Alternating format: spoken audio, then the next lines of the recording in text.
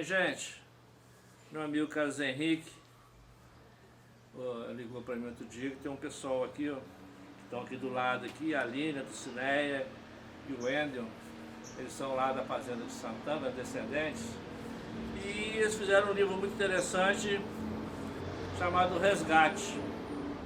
Mas também nesse livro fala também, no livro não sei se fala, mas eles têm um pouco da história de Rio Novo também, que é muito interessante. Eu, como sou leigo no assunto, eu vou passar a bola para o Carlos Henrique, e o Carlos Henrique vai poder explicar melhor aí. Bom, então vamos iniciar mais esse bate-papo interessante aqui com esses meus amigos aqui, o Wendel, graduado em História pela USP, Aline Francisco, descendentes também aqui lá dos funcionários lá da Fazenda Fortaleza de Santana, a Dulcineia, nossa querida Dulce, que também é descendente de lá e de uma pessoa muito querida nossa, que é o Valdemar. E todo mundo, muitas pessoas vão conhecer também ele pela questão dos famosos doces do Valdemar. Então é uma boa lembrança. E essa turma está reunida fazendo um trabalho muito interessante sobre a genealogia da Fazenda Santana. E dessa forma, a gente também, nesse trabalho genealógico, a gente acaba puxando quem são os pioneiros, tanto da Fazenda Santana e quem são os pioneiros que chegaram no Rio Novo. Não tem como separar uma Fazenda de Santana de Rio Novo. Então é um trabalho muito bacana e a gente vai começar a entender como foi esse processo migratório naquela época inicial do povoado de Rio Novo. Eu vou pedir ao Wendel para começar a falar para a gente sobre esses pioneiros que chegaram na nossa região.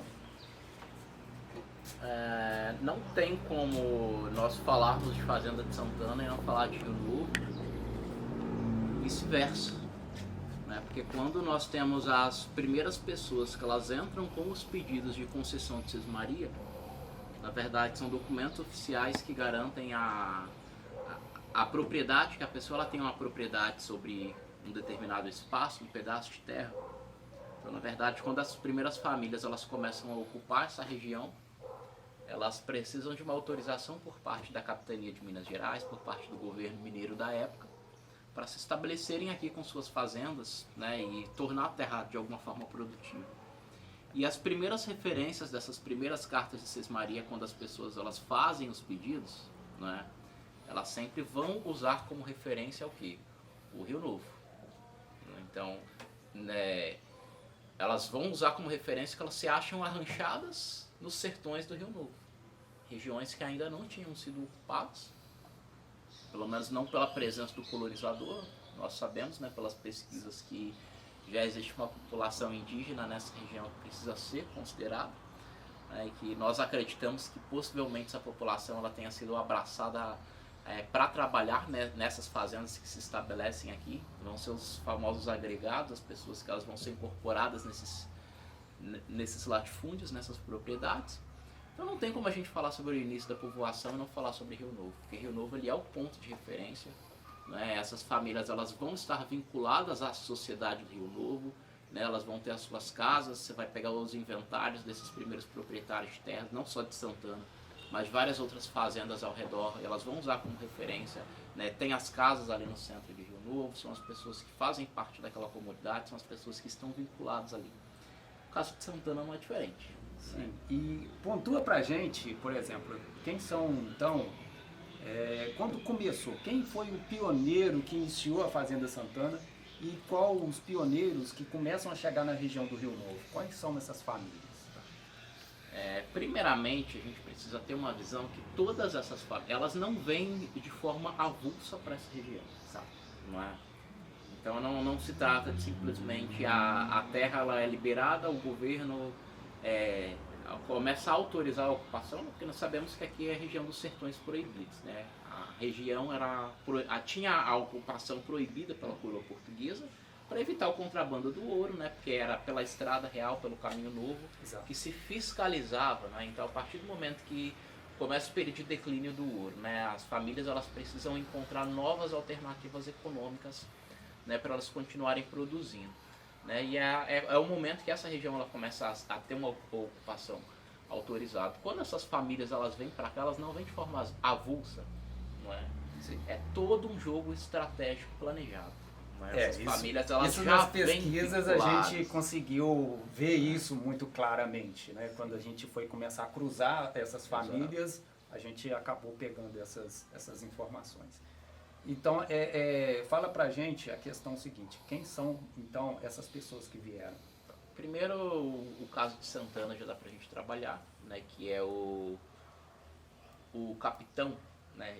Ele tem a função de alferes, né? Depois ele passa para capitão, que é o José Pereira de Souza, não é? Que ele vem dessa região ali de Itaverava, ele vem daquela região de Conselheiro Lafayette, na verdade, né? E ele, em 1806, ele entra com o pedido de Sesmaria, né? No pé da Pedra da Babilônia, né? Nos sertões do Rio Novo, né? Uma figura de extrema importância, né? O próprio filho dele, o Carlos Henrique, está aqui para não me deixar mentir, né?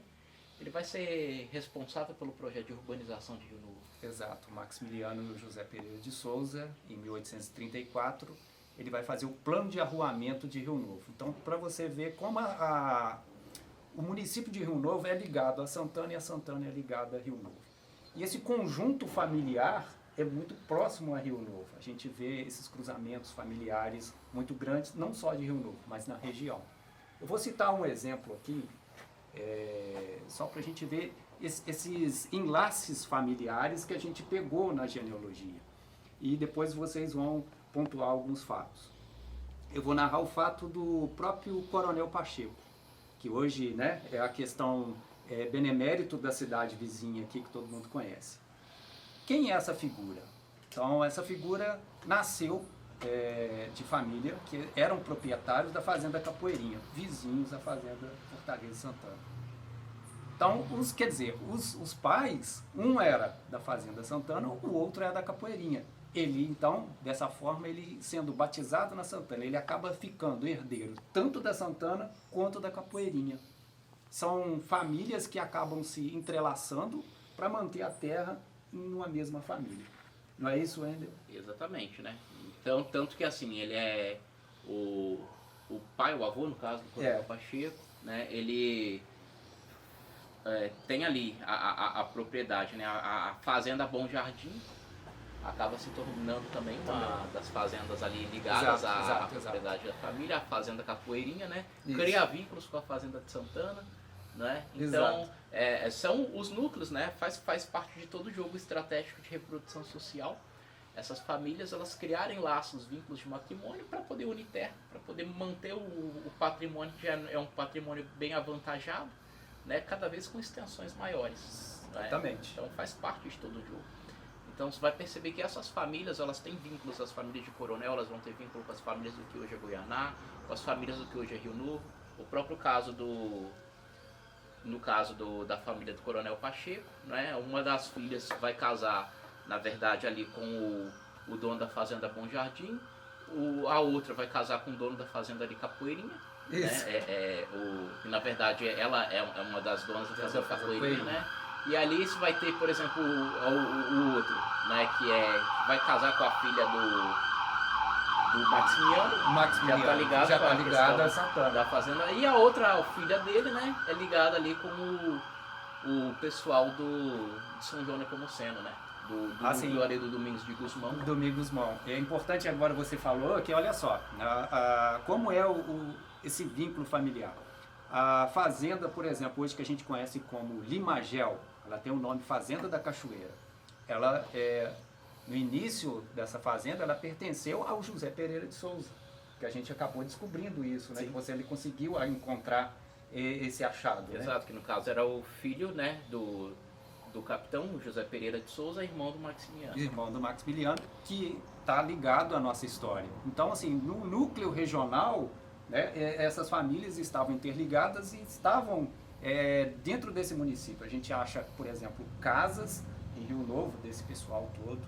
Então, eles estavam muito presentes. A própria questão de José Maria Mendes, eu não sei exatamente dizer onde fica fazenda, mas já cai para os limites de Rio Novo. Ali. Sim, Que exato. era Tá a ótimo. ligação de Boa parentesco. lembrança, boa lembrança.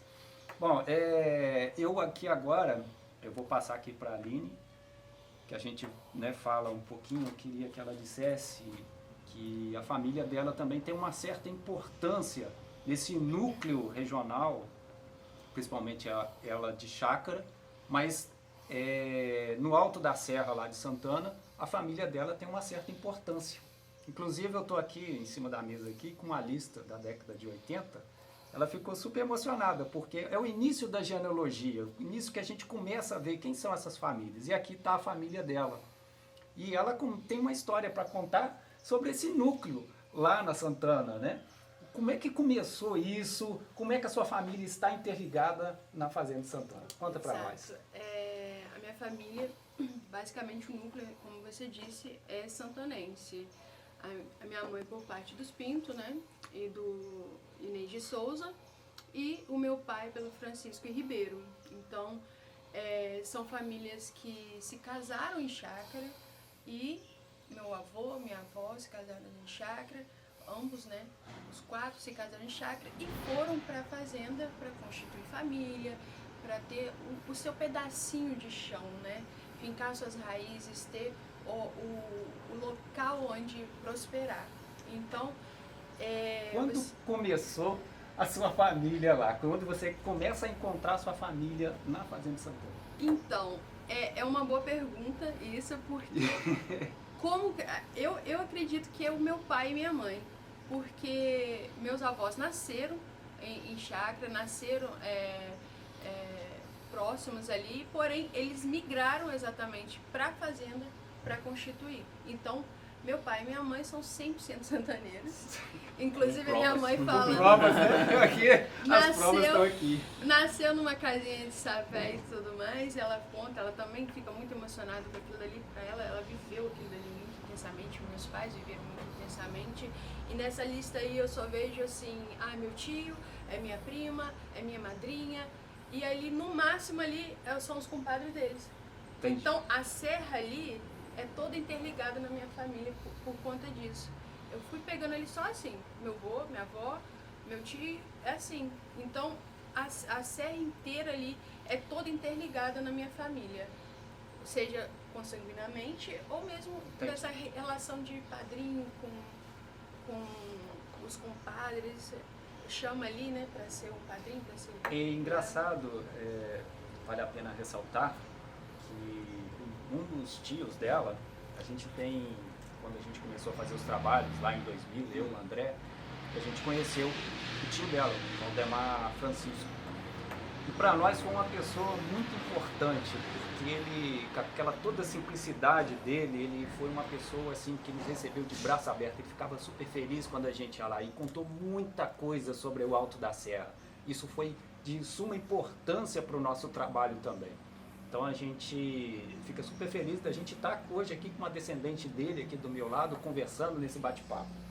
E aqui também do meu lado a Dulce, né, que é filha do seu Valdemar, mas o Valdemar cozinheiro, o Valdemar cozinheiro, mas também que tem uma história. Eu queria que você contasse pra gente de tudo que você já presenciou, de tudo que você já fez.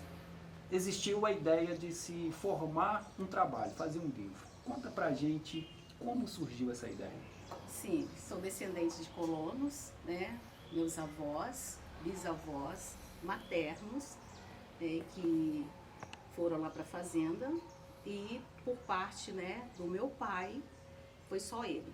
Então, quando ele chega na fazenda de Santana, vindo da fazenda de São Mateus, pela troca da fazenda, e, né, vivendo lá, né, conheceu a minha mãe. Só um minutinho, deixa eu explicar um pouquinho, porque às vezes a pessoa não entende. A fazenda São Mateus era propriedade dos Tostes, é uma fazenda muito importante na região do Juiz de Fora.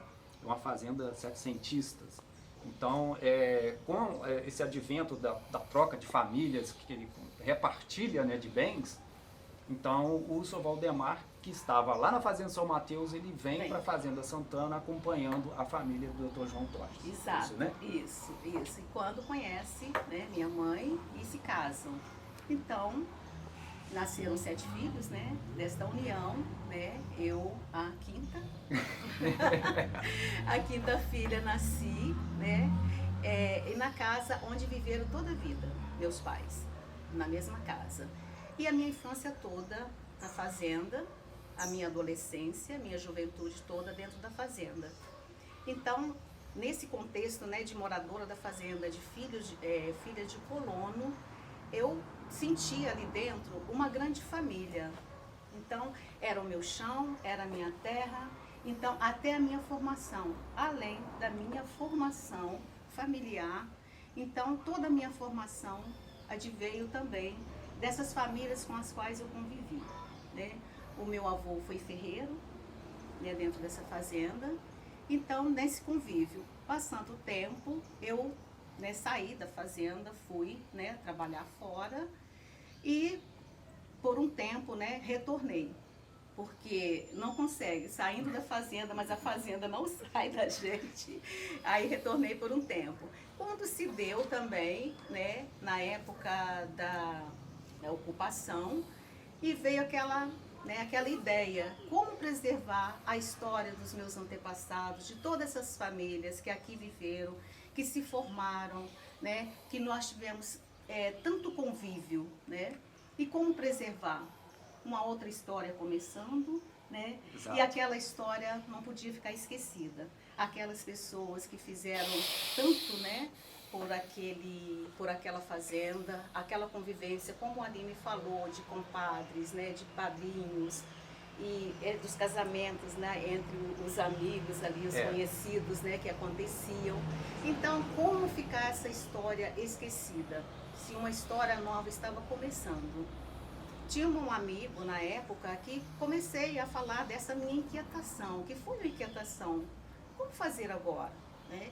E ele me deu a ideia, sabe, olha, podemos conversar e a gente fazer, né, um livro. Mas assim, a ideia assim, no momento, assim, mas, sabe, me pegou de surpresa, trazer toda essa história, né, e fazer todo esse trabalho e deixar a história num livro. Mas a ideia foi amadurecendo, aí começamos a ver como fazer. E começamos a entrevistar pessoas, ir a campo mesmo, ir à casa de cada pessoa, para saber a história daquela família, né? Do trabalho que eles faziam dentro da fazenda, como chegaram. E começamos essas entrevistas, começamos a saber da história de cada um, mas batendo de porta em porta, né? Mas só que, né, com o decorrer do tempo, sabe, né, o meu trabalho, o trabalho dele, aí foi deixando meio de lado. E com isso, né, veio também essa ideia dele e esse apoio, né, a gente se apoiando, ele faleceu. No meio disso tudo. No meio disso tudo, ele veio a falecer e a história ficou lá, né, começada no cantinho.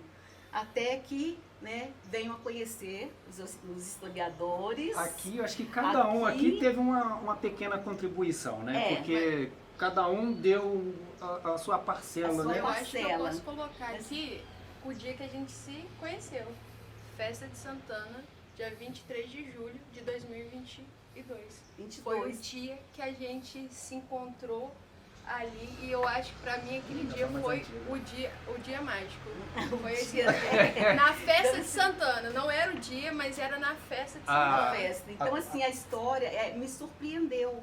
Depois de tudo isso, cada história, cada relato de cada família, aquilo foi me empolgando, foi muitas surpresas, né? E com o trabalho deles, aí, né, que chegou até a publicação de muitas histórias, de muitas surpresas. Olha, você falou uma coisa, né, que Festa de Santana. Festa de Santana é algo tão fantástico na minha vida, né, porque eu já vi de tudo. Aconteceu de tudo e foram coisas maravilhosas para mim, eu acho que para o grupo inteiro, né. Você falou, né, que se conheceu. Eu vim conhecer vocês também numa Festa de Santana, né, e a gente vai se conhecendo em Festa de Santana. É o que aconteceu com ele. Quando ele veio a primeira vez aqui, né, foi isso, né, que você estava vindo a primeira vez. E ele então conhece uma figura lá lendária lá, né? A lenda, né? Vamos dizer assim. Quem é essa figura, né? Que era o caso eu, o André rodando por lá, e ele começou a conversar comigo. Mas quem são vocês? Ah, não, a gente sou historiador, a gente está fazendo um trabalho aqui, tal. E foram lugares, né, que você queria conhecer, que eu fui levando ele, fui contando as histórias dos lugares, né? Eu falei, olha, vamos aqui, e vamos ali no cemitério para você conhecer, vamos lá para você ver, ali tem uma história, aqui foi enterrado fulano, aqui tem isso, né? Aqui essa construção é por causa disso, e através dessa história. E depois disso, né, que a ideia amadureceu também em você, né? Com certeza. Né? Não só a ideia do livro em si, mas a minha própria trajetória, minha própria carreira como historiador, né? Devo muito ao Carlos Henrique, ao André Colombo por isso, né? Porque quando eu cheguei na Fazenda de Santana ali com os meus 18 anos, né? Começou aquela minha inquietação para conhecer o local onde os meus avós moraram, onde minha mãe nasceu. E as pessoas sempre me davam como referência, você precisa conversar com o Carlos, você precisa conversar com o André, né? Pessoas, figuras de Rio Novo que têm essa importância de pesquisa no local. Né? E ali foi a primeira vez que eu tive contato na minha vida com a figura, com o trabalho de historiador, pessoas que pesquisavam a região. E ali nasceu a minha profissão, né? O meu interesse pela história, pela genealogia, né? Dali fui fazer minha faculdade, me aperfeiçoar, me formar na área, né? E hoje trabalho exclusivamente com isso, né? Devo muito, né? Então acredito que muitas coisas nascem ali na Fazenda de Santana, né? Vínculos se criam, né? Não só em casamentos, né? Em festas, apadrinhamentos, né? Mas enfim, parcerias, vínculos profissionais, amizades, né? Coisas que a gente leva para a vida. Com certeza. Não sei se é errado eu dizer, mas eu acho que nós 4 aqui somos assim, praticamente quase que cada um de uma família, mas a gente praticamente, eu acho que divide um ancestral comum, né? Sim. Não é? Não é isso? Em algum momento sim, né? Isso vai acontecer. Exatamente. Bom, eu vou falar aqui agora do trabalho deles, a 2ª edição do Resgate, tá, gente? A gente está reunido aqui para falar sobre isso aqui também. Então esse é o livro, já é a 2ª edição, foi atualizada. E quantas noites, né, nós passamos aí para... Nossa! Né, eu acho que vocês também, muitas madrugadas. O Wendel me liga, Carlos, quem que é esse? Quem que é esse? Divide com quem? Eu falei, misericórdia. Mas a gente achou, graças a Deus, a gente tem todo esse trabalho. Então é o trabalho deles, né, que eles assinam esse trabalho, eu e o André, a gente assina junto com eles aqui, a nossa contribuição também. Então, é um pouquinho da história de Santana, das suas famílias e um pouquinho desse legado que esse povo deixou para os municípios, tanto de Chácara, de Guaianá, de Coronel, de São João e também, que é o nosso município aí, Rio Novo. Gostaria de agradecer ao Luiz Carlos por esse espaço, né, que ele cedeu para a gente fica muito grato com isso também, para a gente apresentar o nosso trabalho. Queria deixar aqui também registrado, né, o nosso grande amigo que não pôde estar aqui presente, né, o Henrique Filgueiras, que todo o seu arquivo sobre Rio Novo ele disponibiliza para a gente, e ele também, ele é juiz forano, mas tem descendências lá no Comendador Filgueiras, e tem nos ajudado muito nesse trabalho. O Geraldo Pontes, o Brenil está sempre com a gente, então a gente não pode esquecer desses grandes historiadores rionovenses também. Muito obrigado.